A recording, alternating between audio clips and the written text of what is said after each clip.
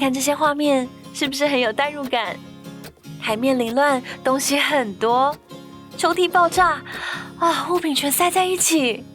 找东西时困难重重，食物还常常不小心就放到过期。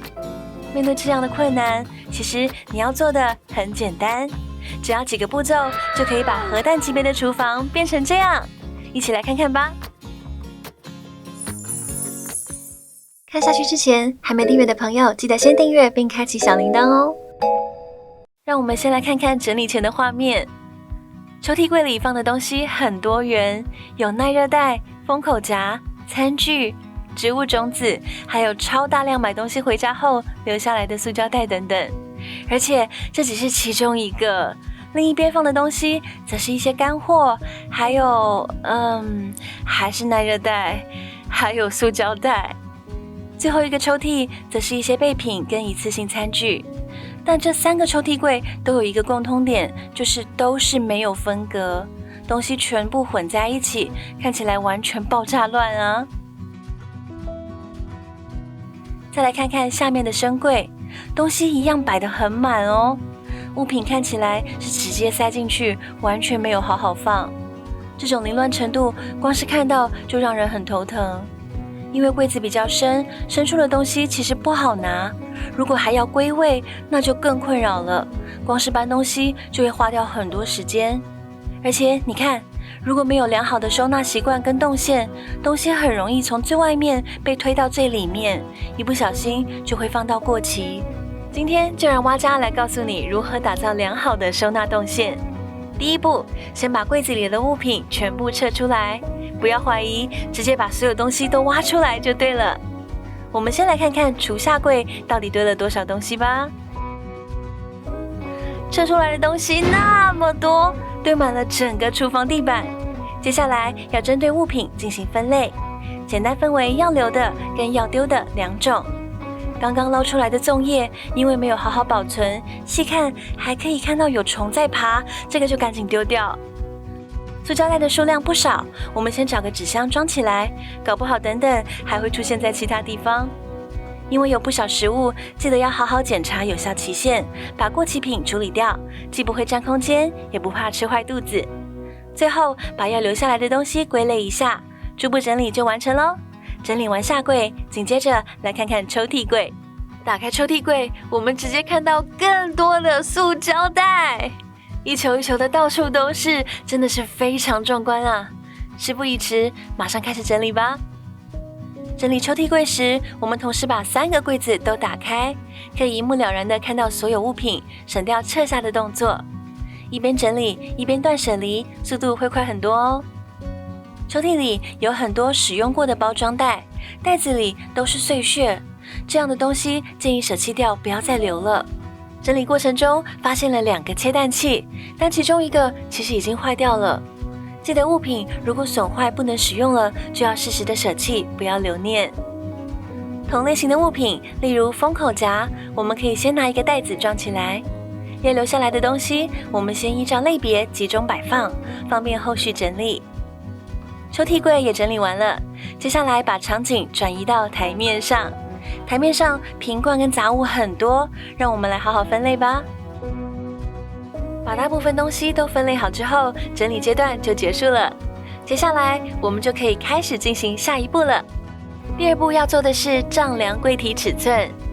丈量时，柜子的长、宽、高都要记得量。有些柜体的上缘可能会有所不同，在丈量高度的时候，记得量高度最矮的地方，避免买了收纳品之后却放不进去。而丈量宽度与深度的时候，则要注意铰链的位置，避开铰链的位置，才能够妥善利用好空间。还有另一个方法，可以测量整个柜体的尺寸，并同时记录层板本身的高度以及系统柜每阶的高度。这样的方式也可以帮助了解收纳空间。量好尺寸后，我们可以绘制出大概的柜体图，在图面上标示出柜体尺寸。之后，针对我们需要收纳的东西，可以先设想一下摆放的区域位置。都设定好之后，就可以购买收纳盒了。购买收纳盒时，有一个小重点要牢记在心，千万不要在开始整理前就买好收纳盒。经过整理后，物品的数量会减少，在不确定哪些东西要留下来的情况下，事前购买的收纳盒很容易派不上用场。很多人在挑选收纳盒时会直接从网络购买，这时候要注意收纳盒标示的尺寸，避免买回来以后才发现大小不合，造成收纳盒放不进去或拿不出来的窘境。如果在意收纳盒的材质跟品质，那最好的方式就是直接走一趟店家，还可以最准确的测量收纳盒大小，就不怕买错收纳盒，多花冤枉钱了。确认好尺寸，买回收纳盒后，我们就可以开始进行收纳的动作了。在开始收纳前，先用吸尘器或滚筒把抽屉柜清理干净，接着铺上宜得利的防尘垫，这款有防虫功能，还有2种尺寸可以挑选，是小编推荐好物。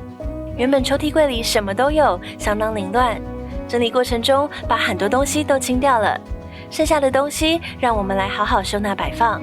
东西如果随意叠放，在拿东西的时候很容易因为翻找的动作而弄得更乱。之前系统柜收纳的影片中，我们有教过把抽屉物品改为立放，这样找东西的时候一目了然，会变得很方便。没办法立着放的物品，我们就用抽屉专用的分隔盒来辅助收纳，让每个东西都有属于自己的位置。因应屋主的使用习性，我们把塑胶袋放在最顺手好拿的抽屉柜里，但把数量减少，并依照颜色分类，看起来就清爽许多。原本塞在厨下柜的牙签，因为高度关系收不进抽屉，我们改用小的收纳盒来摆放，好拿又清楚。物品有了固定位置，找东西的时候有直觉性，也容易帮助养成收纳的好习惯。依照一样的概念，把东西一一分类摆好。你看，整理好的抽屉看起来是不是很整齐呢？深柜的位置，层板高度可以随着物品高度调整。确定物品高度并调整好高度后，就可以摆入收纳盒确认位置，再依序将物品摆入我们事先预设的位置上，收纳就完成了。垃圾袋的部分因为材质关系容易散落，我们准备了一个收纳盒来收，把垃圾袋对折，露出公升数，依照大小摆好，这样拿取的时候就很方便。原本收在柜子里的食物不少，但很多都是散装。我们改用这款 IKEA 的收纳盒来保存，透明盒身，可以看清内容物，也更方便堆叠。一些罐头类的物品，我们则利用带有把手的收纳盒来收整，直接拉出来看，就不用弯腰蹲在柜子前翻箱倒柜了。还记得我们刚刚有整理出一个超大米缸吗？我们从宜得利购入这个长形的米桶，把它替换掉。盒盖还有量米的功能，非常方便哦。台面上整理出很多酒瓶，整理后剩下这些，我们用无印良品的资料夹把它们收起来。需要拿取的时候，整个资料夹拖出来就可以轻松找到，不再需要一瓶瓶的翻很久了。上面还有一点空间，我们利用书档来 DIY 制造出收纳空间。准备2个书档，利用无痕胶粘在柜子内侧边的位置，这样的空间拿来收纳保鲜膜跟烘焙纸这种长形的物品很合适。简单的收纳小方法提供给大家参考。台面整理的概念跟办公桌收纳很类似，如果想要空间看起来清爽干净，就要特别注意空间的留白，建议摆放必要的电器就好。其他东西，例如酒瓶、杯垫、免洗餐具、吸管等物品，改成收进抽屉柜或是下柜，增加空间宽阔感。把杯架改摆到角落，善用空间的同时，物品也好拿取。